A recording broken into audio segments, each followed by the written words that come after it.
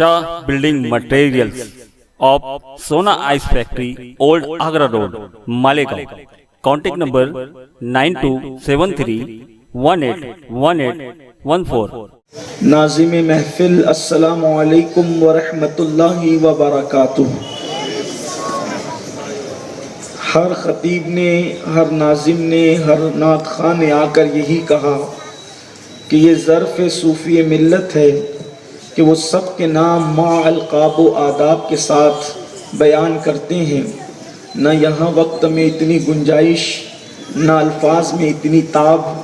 سارے اہل محفل کی نظر ایک شعر یعنی دو مصرے کہ یہ بزم میں ہے جام جم نہیں، یہ بزم میں ہے جام جم نہیں، یہاں کوئی کسی سے کم نہیں۔ شکار ماہ کے تسخیر آفتاب کروں، کسے میں ترک کروں، کس کا انتخاب کروں۔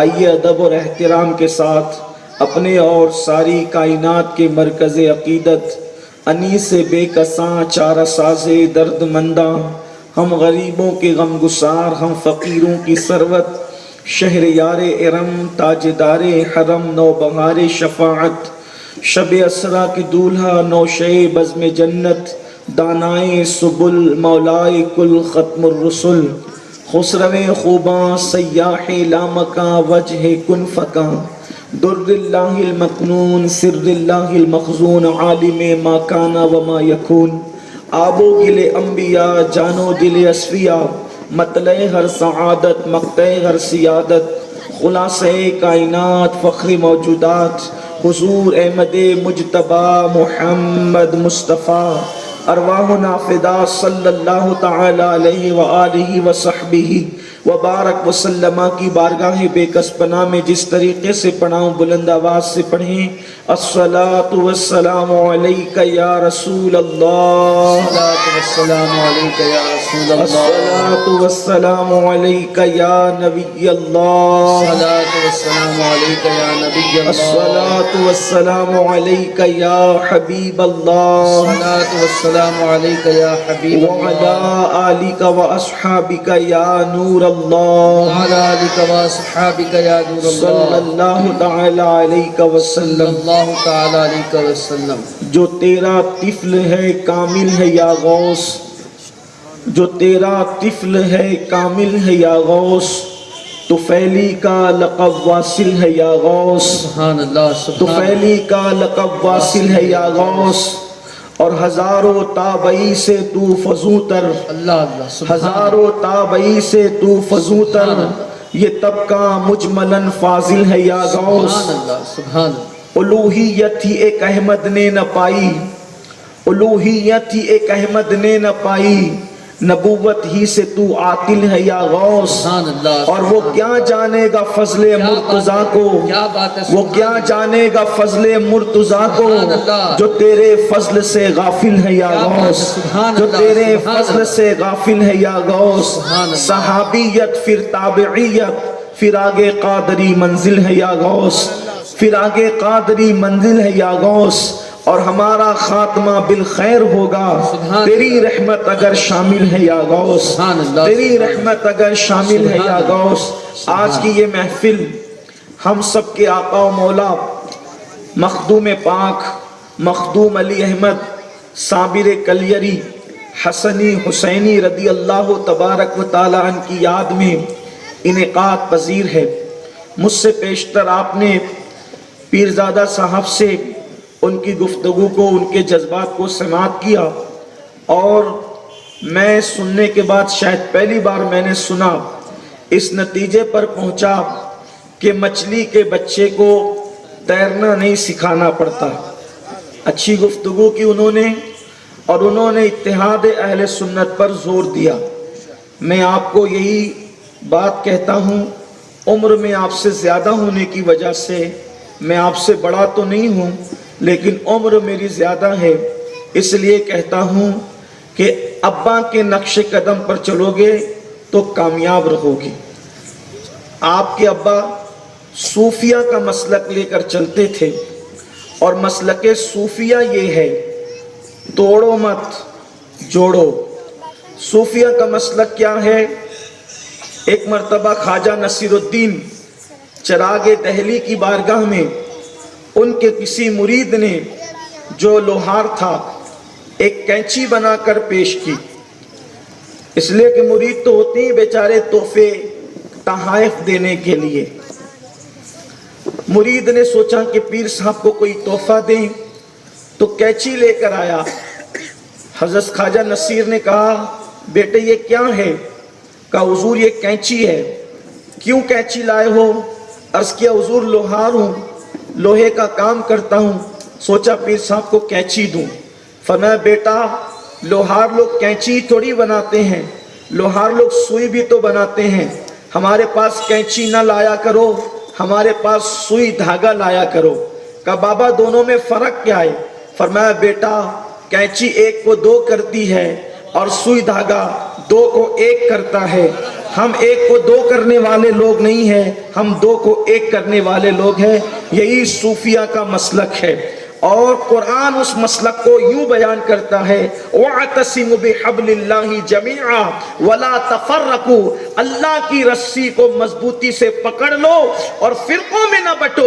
جب حضرت سیدنا امام جعفر صادق سے پوچھا گیا کہ یہ اللہ کی رسی کیا ہے جس کو پکڑنے کا حکم ہے اور فرقہ واریت کے خاتمے کا حکم ہے، امام جعفر صادق نے فرمایا نحن حبل اللہ، ہم اہل بیت ہی اللہ کی رسی ہے، ہمارا دامن پکڑو پوری امت متحد ہو جائے۔ سبحان اللہ، اسی کو میرے سبحان امام اللہ، کہتے ہیں تیرے غلاموں کا نقش قدم ہے راہ خدا، وہ کیا بہک سکے وہ جو یہ سراغ لے کے چلے، اور اہل سنت کا ہے بیڑا پار، اصحاب حضور نظم ہے اور ناؤ ہے اطرت رسول اللہ کی۔ وقت زیادہ ہو گیا ہے اور پروگرام کے ختم ہونے کا وقت ہے، اور سرکار صابر پاک پر گفتگو کرنا ہے۔ آج میں آپ کے سامنے کوئی لمبی چوڑی گفتگو کرنے کی بجائے، اس لیے کہ شاید بڑی مشکل سے اب باہر کے پرمیشنوں کا آغاز ہوا ہے، تو میں نہیں چاہتا کہ میری طویل گفتگو دوسروں کے لیے وبال جان بنے۔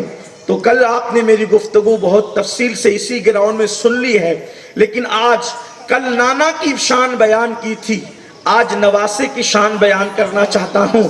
علی احمد صابر پاک جو علی بھی ہے اور احمد بھی ہے، جو علی بھی ہے اور احمد بھی ہے، نام دو رکھے گئے، ایک علی اور ایک احمد۔ تو علی نام کیوں پڑا اور احمد نام کیوں پڑا؟ اس لیے کہ کسی کا نام ابا رکھتے ہیں، کسی کا نام دادا رکھتے ہیں، کسی کا نام نانی نانا رکھتے ہیں، کسی کا نام مسجد کے امام صاحب رکھتے ہیں۔ میرے مرشد سرکار صابر پاک کا نام کس نے رکھا؟ علی احمد۔ تو جس وقت آپ ماں کے شکم میں تھے، آپ اپنی ماں کے شکم میں تھے، ماں تھی فاروق اعظم کی شہزادی، صابر پاک کی امی عمر ابن خطاب کی شہزادی، بابا فرید الدین گنج شکر کی سگی بہن، اور والد حسنی حسینی سید شیخ عبد القادر جیلانی کے بیٹے تھے۔ اللہ اکبر، اس نسب کے اعتبار سے کہ ان کا نام تھا سید عبد الرحیم عبد السلام، اور ان کے والد کا نام تھا سید عبد الوہاب الجیلانی، اور ان کے والد کا نام تھا میرے مرشد شیخ عبد القادر جیلانی۔ آپ کو حیرت ہوئی ہوگی کہ میں نے صابر پاک کی محفل میں غوث پاک کی منقبت کیوں پڑھی؟ اس لیے پڑھی کہ میرے مرشد حضور امام اہل سنت کہتے ہیں جو تیرا طفل ہے کامل ہے یا غوث۔ طفل کہتے بچے کو، یا غوث آپ کا بچہ کامل ہے۔ تو شیخ عبد القادر جیلانی کے پوتے ہیں صابر پاک، تو جس ان کے گھر میں جو بچہ پیدا ہوتا ہے پہلے دن کا، لوگ ولایت کو ترستے ہیں۔ عبد القادر جیلانی کا گھر وہ گھر ہے کہ جس دن ان کے گھر میں بچہ پیدا ہوتا ہے وہ کامل پیدا ہوتا ہے۔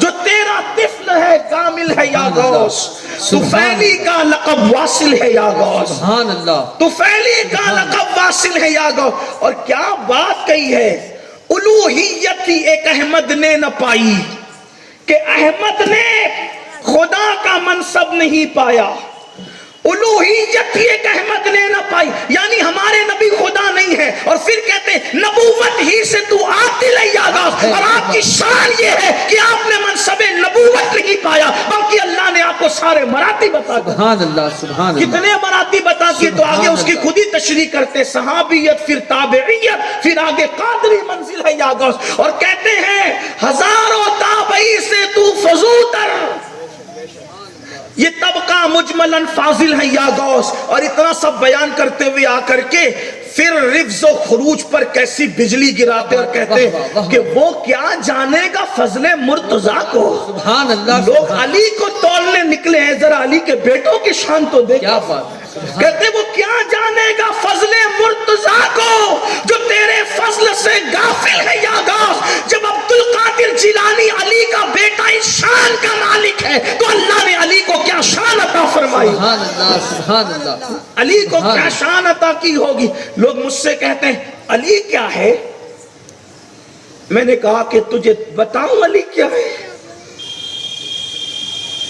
آپ نے ایک محاورہ سنا ہوگا, محاورہ کہ وہ ناظم بڑا اچھا ہے, تو دوسرا کہتا ہے وہ اس کو نہیں سنا تو نے, وہ تو اس کا بھی باپ ہے. آپ نے نہیں سنا ایسا محاورہ کہتے ہیں محاورہ. اسی طرح وہ مقرر بہت اچھا ہے, تو کہا وہ مقرر کو تو نے نہیں سنا, وہ تو اس کا بھی باپ ہے نا. یہ سنا کہ نہیں سنا. ہماری جماعت میں ایک مولانا تھے, ان کا نام تھا محمد حسین مدھوبنی. ان کا نام تھا محمد حسین مدھوبنی. ایک دوسرے مولانا تھے, ان کا نام تھا حقانی. تو حقانی صاحب جا جا کر ہر شہر میں فتنہ پیدا کرتے تھے, جھگڑا لگاتے تھے, تو ان کو کوئی روک نہیں پاتا تھا. محمد حسین نے تقریر کی تو حقانی کو روکا, اور جب حقانی ان کے سامنے سرنڈر ہو گئے تو لوگوں نے کہا یہ تو حقانی کا بھی باپ ہے, یعنی یہ ابو الحقانی ہے. یعنی حقانی کا مطلب کسی فن میں کسی کو اوپر دیکھے تو کہتے ہیں یہ اس کا باپ ہے. اب لوگ مجھ سے پوچھتے علی کیا ہے. میں نے کہا مردے کو زندہ کرنے والا دیکھا. کہاں دیکھا. میں نے کہا کہاں دیکھا. کہا بغداد میں. میں نے کہا اس کا باپ علی ہے. علی بھی اس کا باپ ہے. مردہ زندہ کرنے والا نہیں بلکہ دین کو زندہ کرنے والا دیکھا. کہاں دیکھا. میں نے کہا کہاں دیکھا. کہا بغداد میں. کہا محی الدین کے باپ کو علی کہتے ہیں. اسی طریقے سے آپ نے حیات و موت کا فلسفہ سمجھاتے ہوئے کسی کو دیکھا. ہم اس کا کہاں دیکھا. میں نے کہا کہاں دیکھا. کہا کلیئر میں اپنا جنازہ آپ پڑھاتے دیکھا. میں نے کہا اس کا بھی باپ علی ہے. سبحان اللہ سبحان اللہ سبحان. کہا سب لینے والے ہیں, کسی کو دینے والا دیکھا. کہا وہ وارث دیوا ہے, لیوا نہیں دیوا ہے. میں نے کہا اس کا بھی باپ علی ہے. سبحان اللہ سبحان. اس کا بھی باپ علی ہے. اللہ اکبر. پھر کسی نے کہا کہ ساگر کو گھاگر میں لاتے تو نے دیکھا. کہاں دیکھا. کہاں دیکھا. کہا اجمیر میں. میں نے کہا اس کا بھی باپ علی ہے. سبحان اللہ سبحان اللہ. دنیا دنگ ہو گئی, اتنے سب کا باپ علی ہے. میں نے کہا تو اور نہیں سمجھا. کربلا کے ریگزاروں کو رش کے جنت بناتے دیکھا. علی اصغر کو خاک و خون میں تڑپ کر مسکراتے دیکھا. 18 سال کی علی اکبر کو لٹاتے دیکھا. قاسم کی جوانی کو لٹتے ہوئے مسکراتے دیکھا. اللہ کے دین کو قیامت تک بچاتے دیکھا. اللہ کی بارگاہ میں سب سجدہ کر رہے تھے تو خدا بندے سے خود پوچھے بتا تیری رضا کیا ہے. نیزے پہ جس نے قرآن سنایا وہ حسین ہے. لا الہ الا اللہ کی بنیاد حسین, دین حسین, دین کی پناہ حسین, بادشاہ حسین, بادشاہ حسین, شاہ حسین. اللہ اکبر. حسین اتنا بڑا کہ لوگ کہنے لگے محمد علی جوہر کہتے ہیں قتل حسین اصل میں مرگ یزید ہے, اسلام زندہ ہوتا ہے ہر کربلا کے بعد. حفیظ جالندری کہتے ہیں انسان کو بیدار تو ہو لینے دے, ہر قوم پکارے گی ہمارے ہے حسین. حسین ہر قوم کے سردار, حسین ہر قوم کے قائد. میں نے کہا حسین تجھے سب کچھ دکھتے ہیں نا, اس کا باپ بھی علی ہے. نعرہ حیدری, نعرہ حیدری. سبحان اللہ سبحان اللہ. یہی فلسفہ بریلی کے تاجدار سمجھا رہے ہیں. وہ کیا جانے گا فضل مرتضیٰ کو. سبحان اللہ. کیا جانے گا. حق ہے. وہ کیا جانے گا فضل مرتضیٰ کو. جو تیرے فضل سے غافل ہے یا غوث، جو تیرے فضل سے غافل ہے یا غوث. تو سرکار صابر پاک، بات تھی علی اور احمد پر، یہ بات نکل آ گئی تو میں نے نکال دی، اس لیے کہ تقریر بچا کے رکھنا یہ فقیروں کا کام نہیں، یہ خطیبوں کا کام ہے. کل یہ تقریر کروں گا، یہ خطیب سوچتا ہے، فقیر نہیں سوچتا. فقیر سوچتا ہے کل رہیں گے تو نہیں آ جائے گی، جو رکھے گا وہ بولنے بھی لگائے گا. چھپا کے رکھنا فقیروں کا کام نہیں. بات نکلی تو نکل گئی. علی احمد نام کیوں ہوا؟ تو صابر پاک کی امی فاروقی اور ابا غوث پاک کی اولاد حسنی حسینی جب ماں کے شکم میں میرے صابر پاک آئے تو مولا علی خواب میں آئے، فرمایا بیٹی تیرے شکم میں جو بچہ ہے اس کا نام میرے نام پہ علی رکھنا. بول رکھے گی؟ جی سرکار، آپ کی بہو ہوں، خاندان کی آپ کی ہوں نا، فاروقی بیٹی ہوں لیکن بہو تو علی کی ہوں، رکھوں گی، آپ کا نام علی رکھوں گی. کچھ دن گزرے، حضور خواب میں آئے، فرمایا بیٹی تیرے شکم میں جو بچہ ہے جب وہ پیدا ہو تو اس کا نام میرے نام پہ احمد رکھنا. علی کہتے ہیں میرے نام پہ نام رکھنا اور حضور کہتے ہیں میرے نام پہ احمد رکھنا. اس طرح آپ کی امی نے دونوں کا نام ملا کر آپ کا نام رکھا علی احمد. اچھا احمد علی بھی تو رکھ سکتے تھے. احمد علی، علی احمد کیا؟ علی احمد اس لیے کہ حضور نے پہلے علی کو بھیجا تھا، حضور نے پہلے علی کو بھیجا تھا کہ تم اپنی نسبت پیش کرو، اور بعد میں پھر حضور علیہ السلام تشریف لائے تو علی احمد نام رکھا. قربان جو علی بھی ہو اور احمد بھی ہو، اور پھر ہندوستان میں سلسلہ چشتیہ اور سلسلہ قادریہ کا سنگم ہو. پہلی مرتبہ چشتیت اور قادریت جہاں آ کر ملتی ہے اس کو علی احمد صابر کلیر کہتے ہیں. صابر کلیر یہ شان والے. بس بات لمبی نہ کرتے ہوئے عرض کروں، ان کے پیر و مرشد اور سگے ماموں ہے حضرت سیدنا بابا فرید الدین. سلسلہ بہت عروج کو پایا. یہ دو شہزادے ہیں روحانی حضرت بابا فرید الدین گنج شکر کے. لیکن اب سنیے، صابر پاک کے سرکار بابا فرید کے پہلے خلیفہ حضرت صابر پاک، سارے خلفاء میں سب سے پہلے خلافت حضرت بابا فرید نے اگر کسی کو دی ہے تو تاریخی روایت کے مطابق سرکار صابر پاک کو دی ہے. ان سے پہلے بابا فرید نے کسی کو خلافت نہیں دی. اور جو جمال ہاشمی رحمت اللہ علیہ کے پاس خلافت نامہ لے جانے کی بات ہے وہ محل نظر ہے اور درایت پر وہ پوری نہیں اترتی، وہ بات کی بات ہے. لیکن پہلے خلیفہ صابر پاک نمبر 1. یہ دونوں کو عروج ملا. نہ نظام الدین اولیاء کا کوئی ثانی، نہ صابر پاک کا کوئی ثانی، لیکن بابا فرید الدین گنج شکر. اب توجہ کرے، بہت باریک سی بات عظمت صابر پاک پر پیش ہو رہی ہے، توجہ کرنا. سرکار بابا فرید نے فرمایا میاں اللہ تبارک و تعالی نے جو میرا علم تھا، میرا علم وہ میرے نظام الدین کو دیا ہے. میرا علم نظام الدین محبوب الہی کو دیا گیا، اور میرے پیر و مرشد حضرت قطب الدین بختیار کاکی کا علم اللہ نے علی احمد صابر کلیر کو عطا فرمایا. میرے علوم نظام الدین کو دیے اور میرے پیر کے علوم اللہ نے قطب الدین بختیار کاکی کے علوم علی احمد صابر کلیر کو دیا. اب تھوڑا قطب الدین بختیار کاکی کو سمجھو، جس کے علوم سینہ صابر پاک میں منتقل ہوئے. لوگ صابر پاک کو سمجھتے کیا ہیں؟ شیخ الحدیث زکریا صاحب جن کو لوگ کہتے ہیں فضائل اعمال کے مصنف، جنہوں نے فضائل اعمال لکھی، زکریا کاندلوی صاحب نے لکھا کہ جب صابر پاک کا وصال ہو گیا تو برسوں تک کے کسی کو حاضری کی اجازت نہ تھی، اور اس کی وجہ یہ تھی کہ صابر پاک کی قبر سے نور کا ایسا شعلہ نکلتا تھا کہ کسی کے اندر حاضری کی تاب اور طاقت نہیں تھی. نور کا شعلہ وہ بیان کرنے وہ طبقہ جو نبی کو نور نہیں مانتا.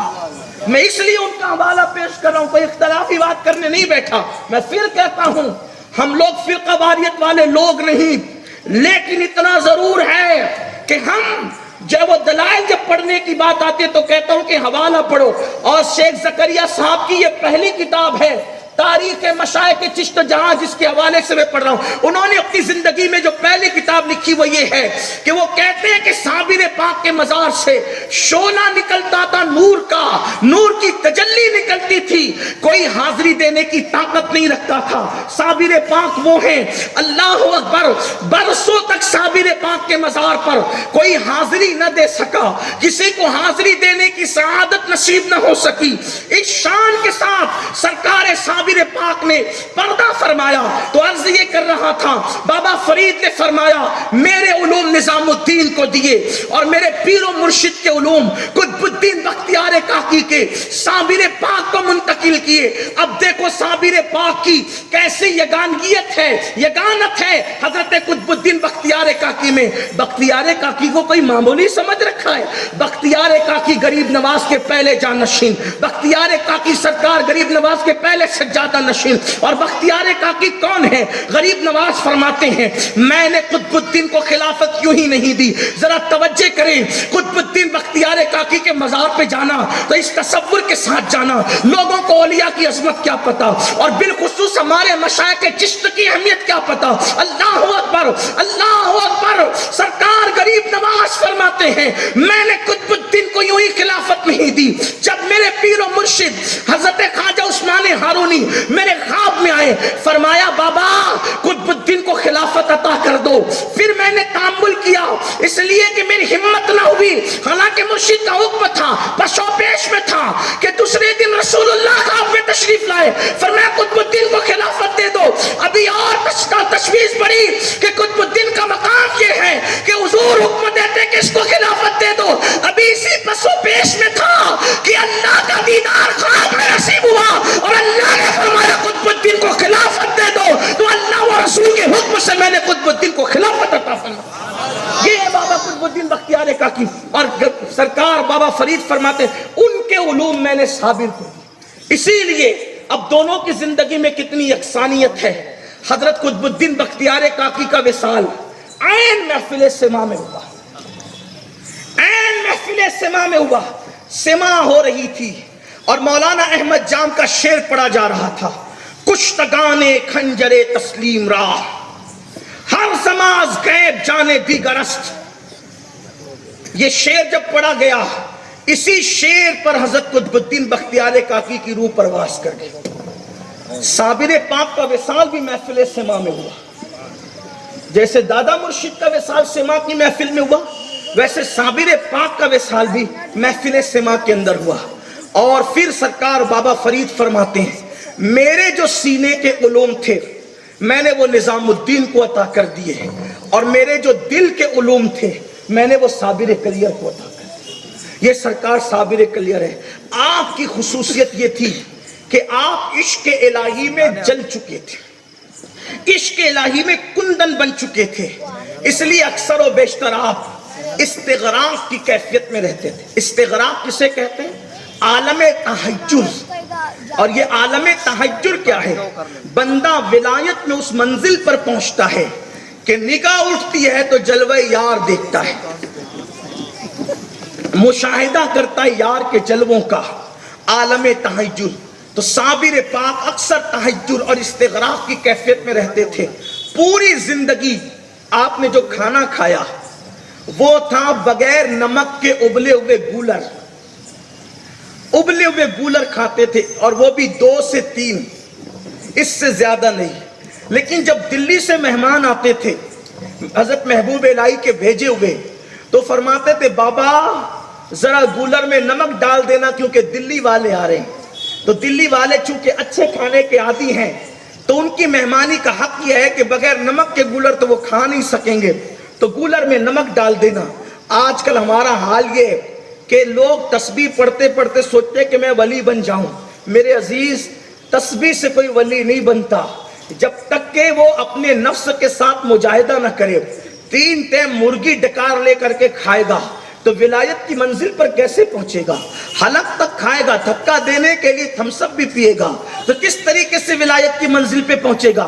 ہنسنے کی بات نہیں ہے، صرف تہجد ولایت تک نہیں پہنچاتی، صرف جو ہے وہ تسبیحاں ولایت تک نہیں پہنچاتی، جب تک کہ نفس کو کچلا نہ جائے، نفس کے ساتھ جہاد نہ کیا جائے، نفس کے ساتھ مجاہدہ نہ کیا جائے۔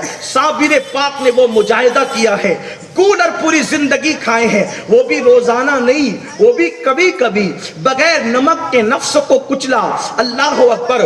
اسی لیے لوگ آپ کے پاس ملنے جلنے بھی کم آتے تھے۔ ایک مرتبہ حضرت بابا فرید الدین گنج شکر رحمت اللہ علیہ کے ایک مرید کہتے ہیں، حضور میرا دل چاہتا ہے کہ میں آپ کے دونوں روحانی شہزادوں سے ملنے کے لیے جاؤں۔ فرمایا جاؤ، لیکن بابا دلی جانا تو وہاں کوئی ٹینشن کی، کوئی مسئلے کی بات نہیں ہے، جیسے چاہو رہنا، لیکن جب کلیر جانا تو تھوڑا حساب کتاب میں رہنا، کیونکہ وہاں جلال پورے شباب پر رہتا ہے۔ اللہ اکبر۔ صابر پاک ہے، جلال اللہ اللہ۔ اللہ نے کیا جلال دیا تھا، وصال کے بعد 12 سال تک کوئی مزار پہ حاضر نہیں ہو سکتا تھا، جو آتا تھا ایک بجلی کڑکتی تھی اس کو جلا دیتی، کوئی آ ہی نہیں سکتا۔ حضرت شیخ عبد القدوس گنگوہی رحمت اللہ علیہ، یہ سلسلے صابریہ کے بڑے مشائخ میں ہوتے ہیں، گنگوہا میں جن کا مزار ہے، گنگوہا شریف ہمارے عبد القدوس گنگوہی کا شہر ہے۔ اگر غریب نواز کی وجہ سے اجمیر شریف ہے اور کلیر کی وجہ سے دلی شریف ہے، تو شیخ عبد القدوس کی وجہ سے گنگوہ بھی شریف ہے، گنگوہ بھی شریف ہے شیخ عبد القدوس کی وجہ سے۔ لیکن غیر شریفوں نے اس کی شرافت پر سوالیہ نشان کھڑا کر دیا، اس لیے کبھی کبھی کہنے میں تھوڑا سا محتاط ہو جاتے ہیں، ورنہ واللہ گنگو ہمیں کلیر سے کم معزز نہیں لگتا، اس لیے کہ مجھے کیا غرض تھی رکوع سے، مجھے کیا غرض تھی سجود سے، تیرے نقش پا کی تلاش میں تو جھک رہا تھا نماز میں۔ ایسا کسی شاعر نے کہا ہے، خدا جانے یہ بات کہاں تک سچی ہے۔ کوئی شاعر یہ بات کہتا ہے، لیکن خدا جانے یہ بات کہاں تک سچی ہے۔ یہ شاعر کا اور مفتیوں کا اس کا معاملہ ہے، میں نے بحیثیت ناقل نقل کر دیا۔ لیکن جھکنے کا جہاں تک معاملہ ہے، جھکنے کا جہاں تک، حضرت بیدم شبارسی کہتے ہیں، بیدم تیری قسمت میں سجدے ہیں اسی در کے، چھوٹا ہے نہ چھوٹے گا سنگے درے جانانا۔ شیخ عبد القدوس گنگوہی رحمت اللہ علیہ بڑے بزرگوں میں سے بڑی شان کے مالک ہیں۔ ایک دن ان کے خواب میں صابر پاک نے کہا کہ تو اپنے پیر کے مزار کی جاروب کشی کرتا رہتا ہے، میرے مزار پہ کیوں نہیں آتا جاروب کشی کرنے کے لیے؟ کہا حضور ہم تو بہت آنا چاہتے ہیں، آپ ہی آنے نہیں دیتے۔ دیکھو اس کا مطلب اولیاء اللہ چاہتے ہیں کہ ان کے مزار پر آیا جائے۔ آپ کہیں گے جب چاہتے ہیں ان کے مزار پہ آیا جائے تو یہ بجلی کیوں گراتے ہیں؟ اس لیے کہ وہ چاہتے ہیں کہ کوئی عبد القدوس جیسا مقدس آئے، کوئی عبد القدوس جیسا مقدس آئے۔ تو میں اپنے پیر کی مزار کی جاروب کشی کرتا ہے، جاروب کشی کرنے والے کو کہتے ہیں مجاور۔ اب لوگ کہتے ہیں یہ مجاور کیا ہے؟ آج کل لوگ مجاوروں کا مذاق اڑاتے ہیں۔ مجاور مذاق اڑانے کی چیز نہیں ہے، قرآن میں بھی مجاور کا ذکر ہے۔ اگر اشارت النص کے حوالے سے دیکھیں، اللہ تبارک و تعالیٰ قرآن میں فرماتا ہے کہ حضرت مریم کی امی نے نظر مانی کہ اگر میرے گھر اولاد ہوئی تو میں اس کو وقف کر دوں گی بیت المقدس کی جاروب کشی کے لیے، اور جاروب کشی کرنے والے کو مجاور کہتے ہیں۔ تو مجاور کا اگر مذاق اڑایا جائے تو اللہ کی بارگاہ میں مراد اور منت کے طور پر مجاور مانگا جا رہا ہے، اور پھر اللہ تبارک و تعالیٰ اس مجاوری کے حوالے سے کسی کو اولاد عطا کر رہا ہے، اور پھر وہ اولاد مجاوری کے لیے، مجاوری سے مراد جاروب کشی۔ پھر کہتا ہوں اردو پر بھی نظر رہے، فارسی پر بھی نظر رہے، عربی پر بھی نظر رہے، जारूब कशी, और पूरी जिंदगी हजरत मरियम जारूब कशी करती रही बैतुल मुकद्दस की। तो मुजावर का मजाक नहीं उड़ा सकते आप। बड़े अजीम वो लोग हैं जो औलिया अल्लाह के आस्थाने पे जारूब कशी करते हैं। बस इतना है कि जारूब कशी करने वाला खुलूस दिल के साथ करे, इखलास के साथ करे। अगर इखलास ना हो तो फिर नमाज भी रिया हो जाती है, फिर नमाजी पर भी हरफ आता है। जारूब कशी की क्या हैसियत है, लेकिन अलबत्ता जारूब कशों पर तंज नहीं करना चाहिए। वो भी कुरान से कहीं ना कहीं इशारतुन नस से निकल रहा है। और साबिर पाक ने कहा अपने पीर के मजार पे जारूब कशी करते हो, मेरे यहाँ क्यों आकर नहीं करते? हुजूर आप ही आने नहीं देते। फरमाया आओ आओ, हम तुम्हें बुलाते आओ, लेकिन याद रखना हमारा कानून सबके लिए है, लेकिन तुम्हारे लिए रियायत होगी। कहा क्या रियायत होगी? कहा आना जब बताएंगे। उसके बाद शेख अब्दुल कुद्दूस गंगोई गए, और जब गए तो दूर से जूतियां उतर। बयान करने वाले बयान करते हैं कि जब हजरत अब्दुल कुद्दूस गंगोई रहमतुल्लाहि ताला अलैह लुड़की पहुंचे, लुड़की, वहां से आपने जूतियां उतार दी। और यही मामूल था सहारनपुर वालों का भी। सहारनपुर के अक्सर लोग, हत्ता के मौलवी कासिम नानोतवी भी जब साबिर पाक के मजार पे जाते तो वो 3-3 दिन तक एहतिकाफ करते और दूर से जूतियां उतारते।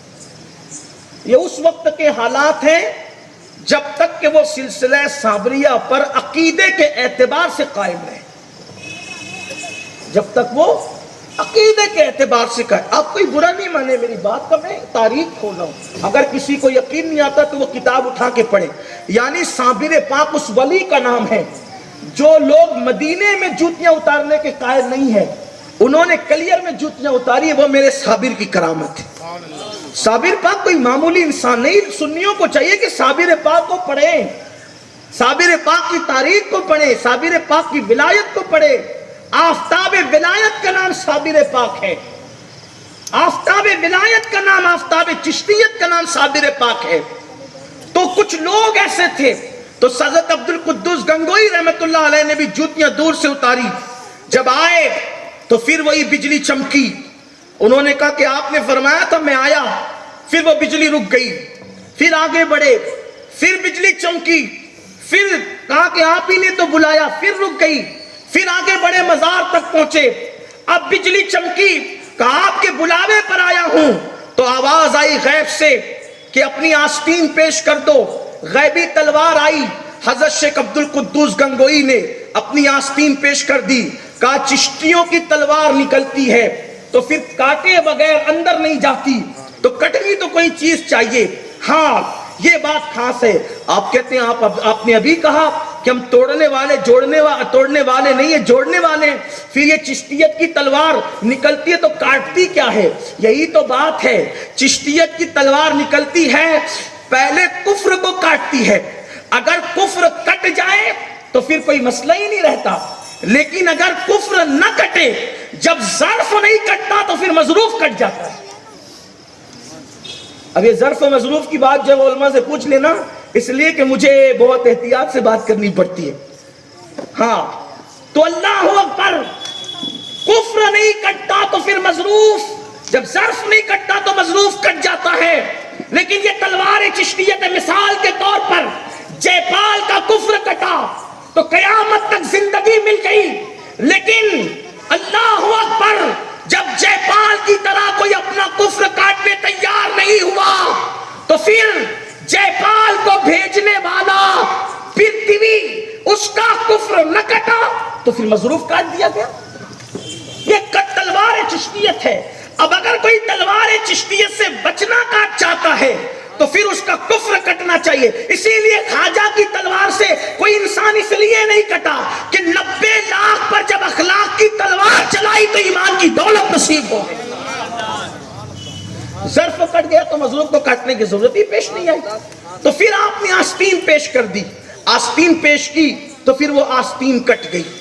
इसीलिए हमारे बाज बुजुर्गों ने लिखा, अब मेरी मुलाकात तो शेख अब्दुल कुद्दूस के खानदान वालों से हुई नहीं, लेकिन जो लिखा है किताबा में वो अर्ज कर रहा हूं कि फिर शेख अब्दुल कुद्दूस गंगोई रहमतुल्लाह अलैह के खानदान वालों की ये पहचान बन गई कि वो कितने भी मोहतात टेलर से सिलाएं कपड़ा, جس دن سے صابر پاک کی تلوار نے آستین کاٹی ہے، ایک آستین چھوٹی اور ایک آستین بڑی ہو جاتی ہے، یعنی کہ اس کٹنے کا اثر آج تک موجود ہے۔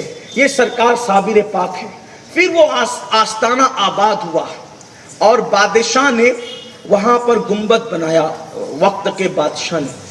پھر ایک دور آیا کہ صابر پاک کی کسی مجاور نے بے ادبی کر دی، پھر آپ نے سب کو بھگا دیا، اور پھر کسی کو حاضری کی، پھر دوبارہ کسی کو حاضری کی اجازت نہ ہوئی، تو حاضری نہ ہوئی تو صابر پاک کا مزار، اب کوئی حاضری کے لیے نہیں آتا تھا، جاروب کشی کے لیے نہیں آتا تھا، کوئی خیال کرنے کے لیے نہیں آتا تھا، تو صابر پاک کا مزار پھر ایسے ہی رہا برسوں تک۔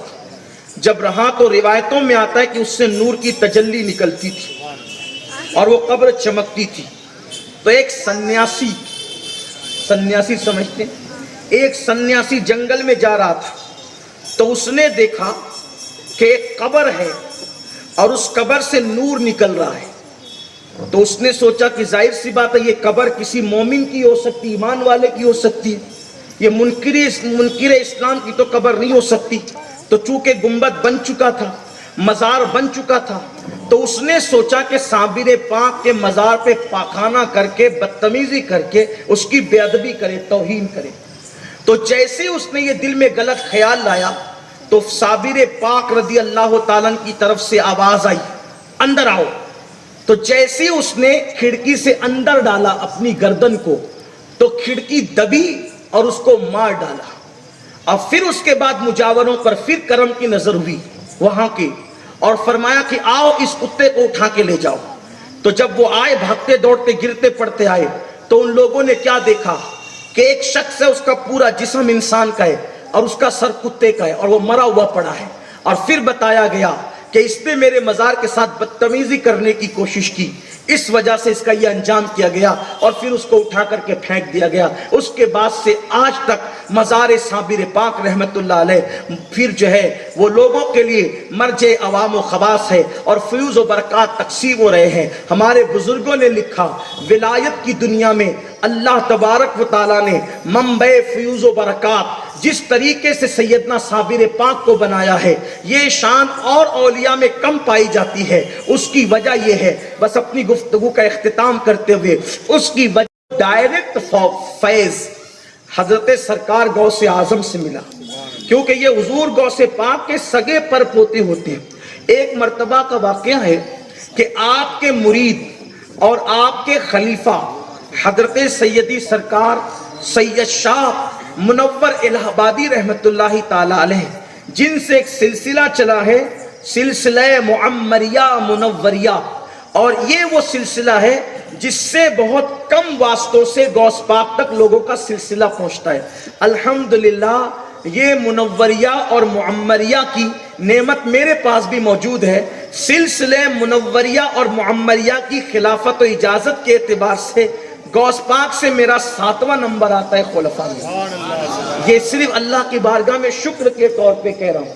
یہ جو سلسلے ہیں، یہ سلسلے آئے ہوئے ہیں، مجھے جو نسبت ملی ہے، یہ ایک اعتبار سے 7 سلسلے ہوتے ہیں، 7 واسطے ہوتے ہیں، اور دوسری نسبت سے 8 واسطے ہوتے ہیں۔ ایک نسبت ہے جو حضرت شاہ سیدی قطب مدینہ علامہ ضیاء الدین مدنی سے، اس میں 7 واسطے ہوتے ہیں، 7واں نمبر میرا۔ اور ایک نسبت ہے حضور سید شاہ حضرت علی حسین اشرفی رحمت اللہ تعالی علیہ سے، اس میں 8 واسطے ہو جاتے ہیں۔ اور ایک تیسری نسبت ہے حضور سیدی سرکار شاہ ابو الحسین احمد نوری سے، اس میں بھی 7 واسطے ہوتے ہیں۔ اس طرح سے 2 نسبتیں 7 واسطوں کی، ایک نسبت 8 واسطوں۔ الحمدللہ یہ بات میں فخر کے طور پر، شکر کے طور پر کہتا ہوں، اللہ کے بندوں میں سب سے گنہگار بندے پر اللہ نے کتنا کرم کیا کہ میرے بزرگوں نے مجھے اس چھوٹی عمر میں اس نعمت سے نوازا۔ واللہ اس پر فخر نہیں، شکر ہے کہ اللہ تعالیٰ نے ایسی نعمتوں کی نعمتیں نصیب فرمائی، اس پر میں جتنا شکر ادا کروں کم ہے۔ یہ 7 واسطے ہوتے ہیں اور 7 واسطوں کی بڑی برکتیں ہیں۔ پھر اس کے بعد جو ہے 8ویں واسطے کی سب کی برکت ہے، لیکن 7 کی ایک خاص خصوصیت بیان کی گئی ہے جس کا ذکر یہاں نہیں کیا جاتا، لیکن بہرحال تو عرض کر رہا تھا حضرت سید شاہ منور الہ آبادی رحمۃ اللہ تعالی علیہ ڈائریکٹ مرید اور خلیفہ ہیں حضرت سیدنا غوث پاک شیخ عبد القادر جیلانی رضی اللہ عنہ۔ آپ بچپنے سے غوث پاک سے وابستہ ہو گئے تھے اور آپ کا کام تھا حضور غوث پاک کو وضو کرانا، مسواک پیش کرنا، آپ کی خدمت کرنا۔ ایک مرتبہ مرشد غوث پاک کو وضو کرا رہے تھے، وضو کراتے ہوئے عرض کیا سرکار یہ آب حیات کیا ہوتا ہے، آب حیات کیا چیز ہے؟ تو مرشد غوث پاک نے فرمایا، غوث پاک حضور غوث اعظم دستگیر تھے، فرمایا پیے گا، آب حیات پیے گا؟ کہا حضور وہ پوچھ رہے تھے ہوتا کیا ہے، اور یہاں ڈائریکٹ حکم ہو رہا ہے کہ پیے گا، چاہیے تجھے؟ کہا حضور کس کو نہیں چاہیے؟ آپ نے اپنی ناخنوں سے جو پانی کے قطرے ٹپک رہے تھے فرمایا لے یہ تیرے لیے آب حیات ہے۔ تقریباً 5 یا 7 قطرے، تقریباً 5 یا 7 قطرے جو ناخنوں سے ٹپکے وہ منہ میں ڈال دیا۔ تو بعض بزرگوں نے لکھا ان کی عمر 500 سال ہوگی، کچھ لوگوں نے اس سے زیادہ کی عمر بتائی۔ کہتے ہیں کہ آخری عمر میں، آخری آپ کی عمر شریف میں حالت یہ ہو گئی تھی کہ جسم اتنا چھوٹا ہو گیا تھا کہ آپ کو ٹوکرے میں کپاس کے درمیان رکھا جاتا تھا، اس لیے کہ جیسے جیسے عمر لمبی ہوتی جاتی ہے ویسے ویسے قد چھوٹا ہوتا جاتا ہے۔ یہ آپ کسی بھی ڈاکٹر سے پوچھ سکتے ہیں کہ عمر لمبی ہوگی نا، جیسے 100 سال کی کسی کی عمر ہوگی تو اگر اس کی 60 سال کی عمر میں قد اونچا تھا تو 100 سال میں اس کا قد سمٹے گا۔ یہ ڈاکٹروں سے ہڈیاں نرم ہو جاتی ہے، گوشت کے اندر تبدیلی آتی ہے، قد چھوٹا ہوتا ہے، اس لیے حضرت شاہ منور الہ آبادی کو ٹوکرے میں رکھا جاتا تھا۔ اسی طرح سے حضرت سیدی سرکار ایک بہت بڑے بزرگ ہیں، ان کا نام ہے بابا رتن ہندی، یہ رسول اللہ کے صحابی کہلاتے ہیں۔ ان کی صحابیت میں لوگوں نے کلام بھی کیا، لیکن ہمارے کئی بزرگوں نے ان کو صحابی کہا ہے، اور صحابی کہنے والوں میں ہمارے مرشد، ہمارے مخدوم حضرت سید مخدوم اشرف جہانگیر سمنانی بھی ہے۔ تو ان کی عمر ہی بہت لمبی ہو گئی تھی، ان کو بھی جو ہے وہ آخری عمر میں ٹوکرے میں بٹھایا جاتا تھا کہ قد اتنا سمٹ گیا تھا۔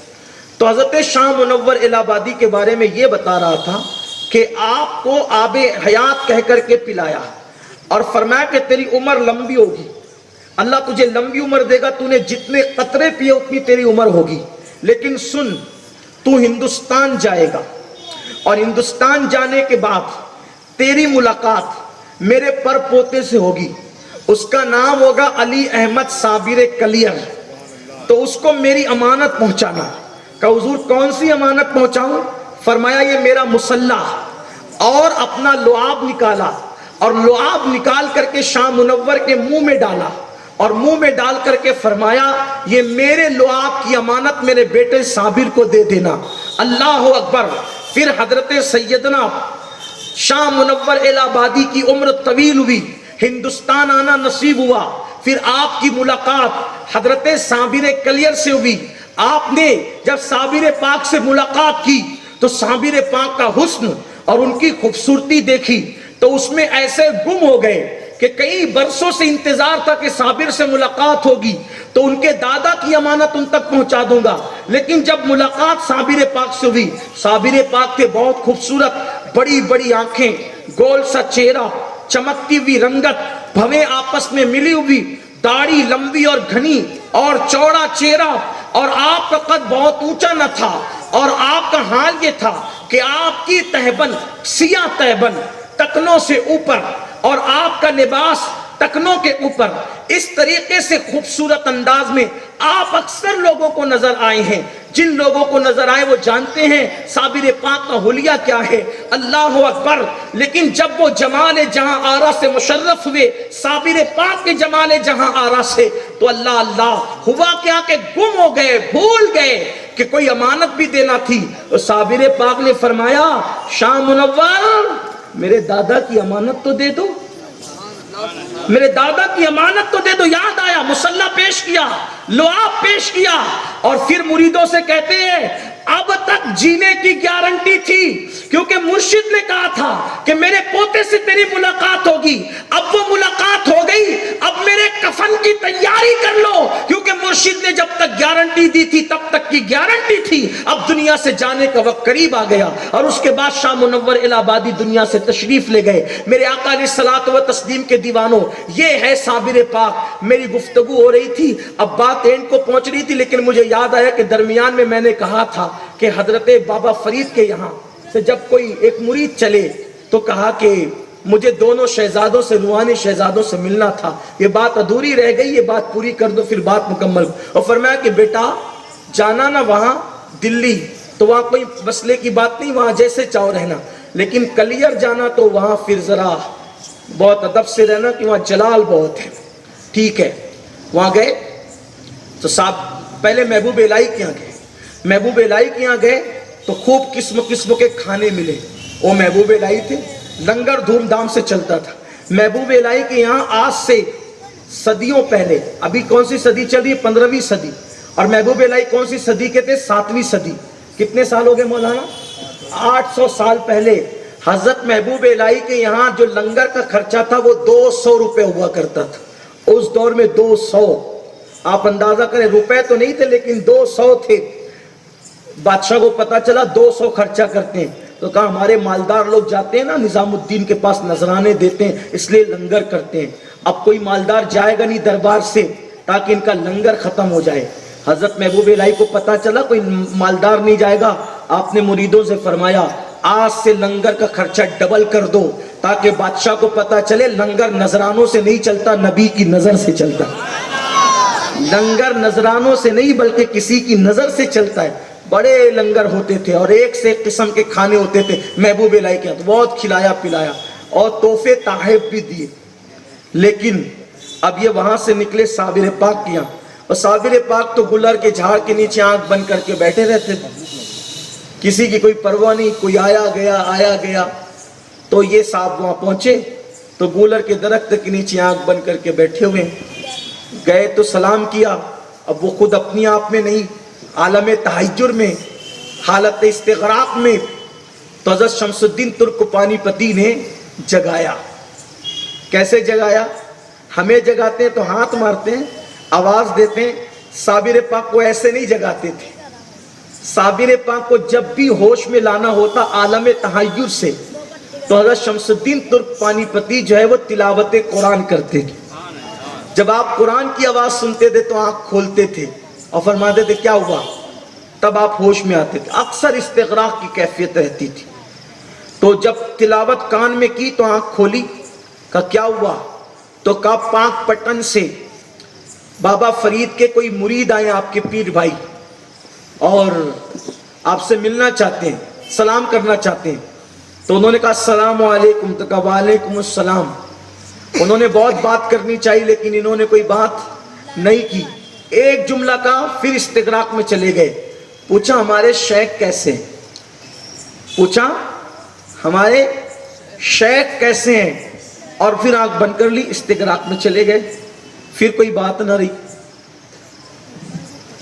انہوں نے بغیر نمک کے گولر کھائے، کچھ کہہ بھی نہیں سکتے تھے، وہاں سے نکلے۔ جب وہاں سے نکلے بابا فرید کے پاس پہنچے، توجہ کرنا میرا صابر کیسا ہے، اسی لیے حضور مفتی اعظم نے نہیں کہا موکو لگا لے چھتیا صابر، اسی لیے نہیں کہا کیسے کاٹو رتیا صابر، اسی لیے نہیں کہا کہ بیاں پکڑ لے سیاں صابر۔ صابر وہ صابر ہے غوث پاک کا شہزادہ۔ جب پہنچے پاک پٹن تو پوچھا کیا حال دیکھا، کہا حضور نظام الدین کے یہاں تو نظام ہی نظام ہے، نظام الدین کے یہاں تو نظام ہی نظام ہے، وہاں کا نظام ہی کچھ الگ ہے۔ کہا کلیر کا کیا حال ہے، حضور کچھ کہہ تو نہیں سکتے لیکن نہ بات کرتے ہیں، نہ چیت کرتے ہیں، نہ ملتے ہیں، نہ ملاتے ہیں، وہ تو دھنی کہیں اور ہے۔ فرمایا کیا کہا میرے صابر نے، کہا حضور سلام کے علاوہ کچھ کلام ہی نہیں ہوا۔ کہا کچھ تو کہا ہوگا، کچھ تو کہا ہوگا۔ کہا حضور سلام کی اور کوئی بات ہی نہیں ہوئی۔ پھر کہا کچھ تو کہا ہوگا۔ ہاں حضور یاد آیا، استغراق کی کیفیت طاری ہونے سے پہلے اتنا کہا تھا میرے شیخ کا کیا حال ہے، میرے شیخ کا کیا حال ہے۔ بابا فرید اٹھے اور اٹھ کر وجد کرنے لگے، آج ہم پیر ہو گئے، آج ہم پیر ہو گئے، آج ہم پیر ہو گئے، اس لیے کہ صابر جس کو پیر کہہ دے وہ پیر نہ ہو تو پھر پیر کون ہو سکتا ہے؟ یہ ہے صابر پاک۔ اللہ نے یہ مقام صابر پاک کو عطا فرمایا کہ بابا فرید جیسے لوگ ان کے شیخ کہنے پر وجد کر رہے ہیں کہ آج ہم پیر ہو گئے کیونکہ صابر نے ہمیں پیر کہہ دیا۔ کسی نے کہا حضور آپ اس پہ وجد کرتے ہیں؟ آپ فرمایا تمہیں نہیں پتا کہ صابر کس مقام پر پہنچے ہوئے ہیں، وہ صابر جس کو جو کہہ دے وہ پھر وہ وہی ہو جاتا ہے، کیونکہ اللہ نے صابر کو مستجاب الدعوات بنایا ہے۔ یہ صابر پاک ہے۔ اللہ تعالیٰ صابر پاک کے فیوز و برکات سے ہم سب کو مالا مال فرمائے، ان کی برکتیں نصیب فرمائے، اور اللہ ہماری نسبتیں اولیاء اللہ سے مضبوط تر فرمائے۔ ممکن ہے آپ میں سے کسی کو یہ باتیں کہانی کس سے لگتے ہوں، مگر یاد رکھیں یہ باتیں کہانی کس سے نہیں، یہ باتیں صوفیہ کی باتیں ہیں، اور یہ باتیں اہل عشق کے لیے ہے، اہل محبت کے لیے ہے۔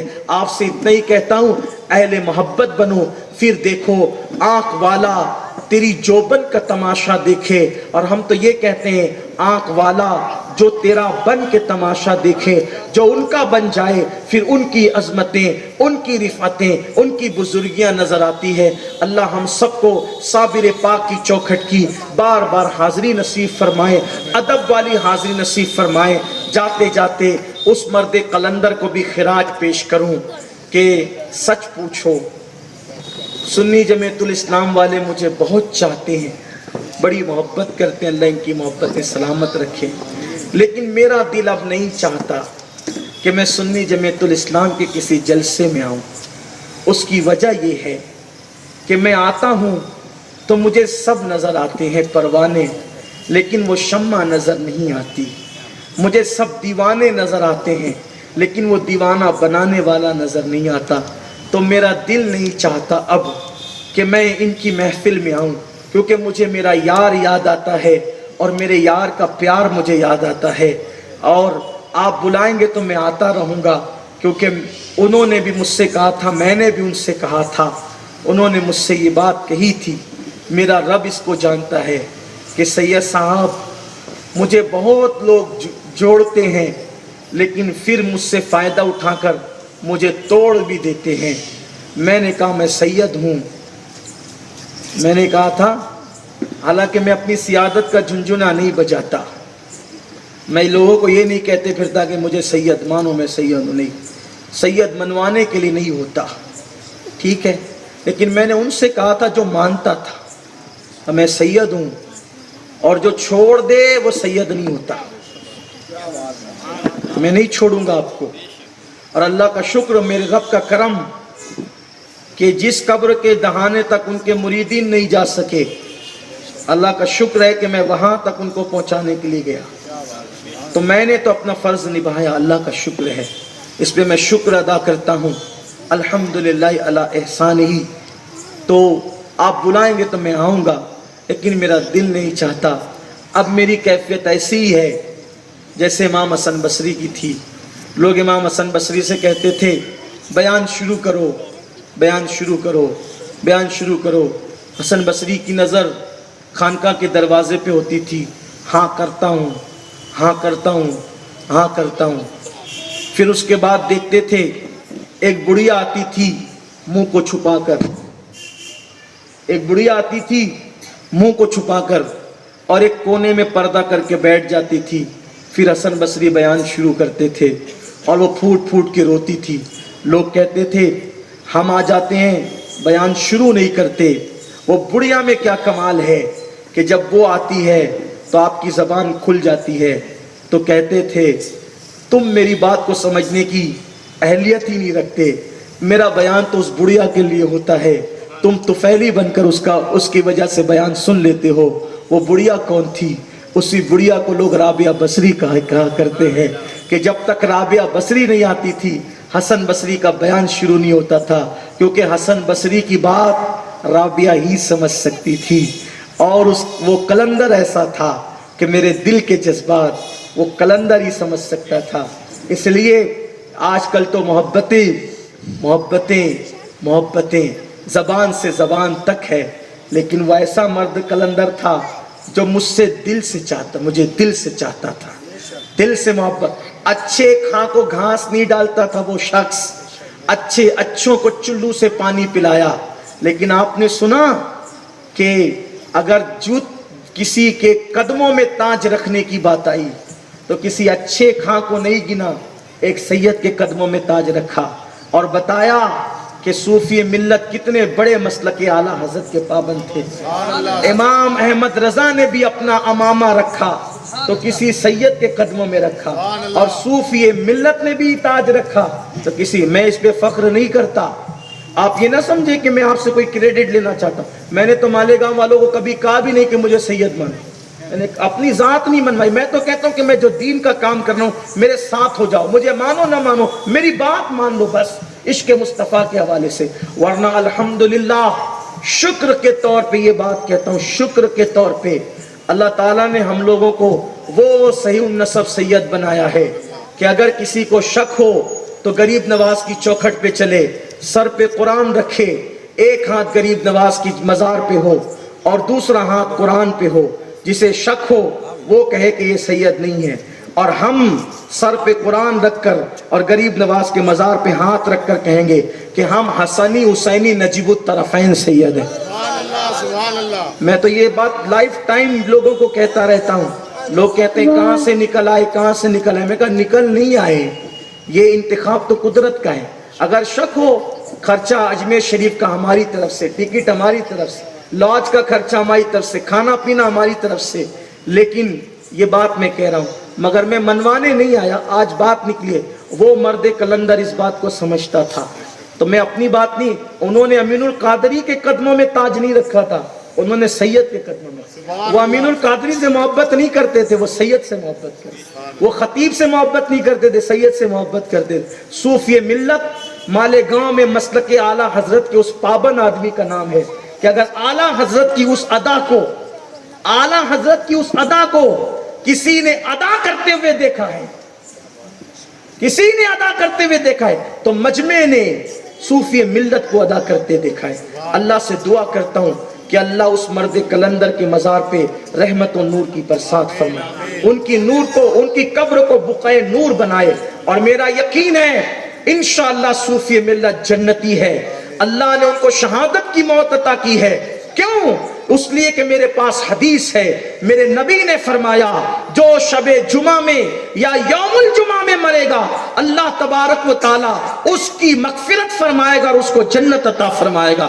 وہ صاحب مغفرت ہے. اور پھر کیسی مغفرت اللہ نے دی کہ شب جمعہ وصال کے لیے نصیب ہوئی اور یوم جمعہ دفن کے لیے نصیب ہوا. اور پھر جمعہ بھی کون سا تھا؟ وہ 29 شعبان المعظم کا جمعہ تھا جو سرکار غوث پاک کی ولادت کا دن تھا. یعنی جمعہ بھی ملا اور غوث پاک کی ولادت بھی ملی. وہ کیسا پکا قادری تھا جو اسٹیج پہ کہتا تھا کہ قادری ہوں شکر ہے رب قدیر کا. یہ شعر پڑھتے تھے تو کتنا اچھا لگتا تھا. قادری ہوں شکر ہے. حالانکہ جب وہ شکر کہتے تھے تو وہ غوث پاک کی محبت میں حالت شکر میں چلے جاتے تھے، لیکن کہتے ضرور تھے کہ قادری ہوں شکر ہے رب قدیر کا، دامن ہے میرے ہاتھ میں پیرانے پیر کا. اللہ تعالی ہم سب کو ولیوں کی نسبت سے وابستہ رکھے. دوران گفتگو اگر کوئی غلطی ہو تو اللہ معاف فرمائے. وما علینا الا البلاغ. السلام علیکم ورحمۃ اللہ وبرکاتہ. اس ویڈیو کو لائک کریں، ہمارے چینل کو سبسکرائب کر بیل آئیکن ضرور پریس کریں.